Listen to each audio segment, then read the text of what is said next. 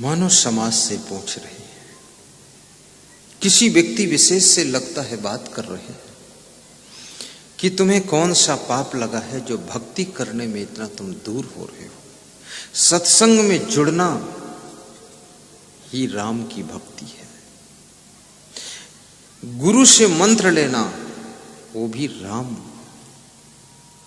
में रमण करना है। परोपकार करना राम में रमण करना है। सेवा करना राम में रमण करना है। सफाई करना राम में रमण करना है।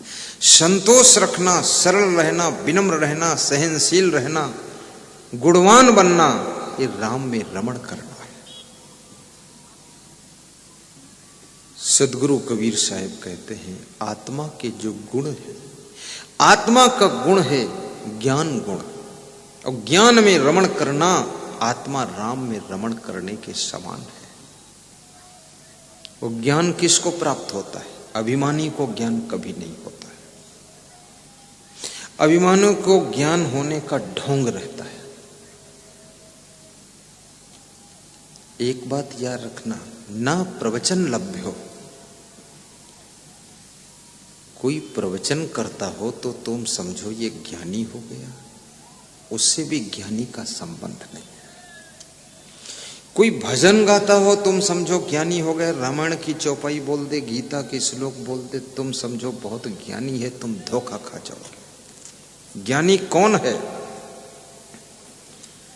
अमानित्वम आदम्भित्वम अहिंसा शांति आर्जवमाचार्योपासनम शौचम स्थैर्यम आत्म विनिग्रह इंद्रियार्थेषु वैराग्यम अनहंकार एवच जन्म मृत्यु जरा व्याधि दुख दोषानुदर्शनम असक्ति अनविश्वगा पुत्र दार ग्रहादिषु नित्यम च समचित्तत्वम इष्टान निष्ठोपपत्तिषु मयि च अनन्य योगिन भक्ति अव्यभिचारिणी विविक्त देश सेवित्वम आरती जन संसदीय अध्यात्म ज्ञान नित्यत्वम तत्व ज्ञानार्थ दर्शनम एतत् ज्ञानम इति प्रोक्तम अज्ञानम यत् अतः अन्यथा श्रद्धवा लभते ज्ञानम तत्परः संयतेन्द्रियः ज्ञानम लब्ध्वा पराम शांतिम अचिरेण अधिगच्छति तत्विधि प्रणिपातेन परिप्रश्नेन सेवया उपदेच्यन्ते ज्ञानम ज्ञानिनः तत्त्वदर्शिनः नहीं ज्ञानेन सदृशम पवित्रम ही विद्यते। कौन है ज्ञानी? श्री कृष्ण कहते हैं कि अर्जुन, जो योग्य होते हुए, पूज्य होते हुए, श्रेष्ठ होते हुए, महान होते हुए जिसको अपनी श्रेष्ठता का अभिमान नहीं है, वह व्यक्ति ज्ञानी होता है। अमानित्वम आदम्भित्वम, जो दंभाचरण नहीं करता, दिखावा नहीं करता है, वो ज्ञानी होता है।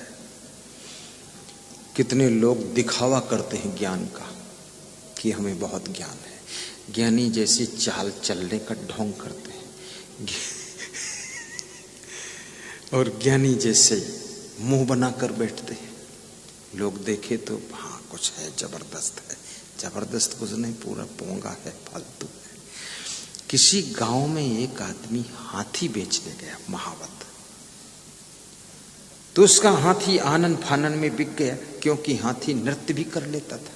तो उसने हाथी का नृत्य दिखाया, हाथी की कलाएं दिखाई, हाथी का सौदा हो गया, हाथी फाइनल हो गया, हाथी बिक गया, हाथी के पैसे गिने जाने लगे पेमेंट हो रहा था। तब तक गांव से एक आदमी आया, वो हाथी को आगे की तरफ से झुक करके देखा, फिर पीछे गया तो पीछे से झुक कर देखा, फिर दाहिने गया, दाहिने से झुक कर देखा, फिर बाएं गया, बाएं से झुक कर देखा।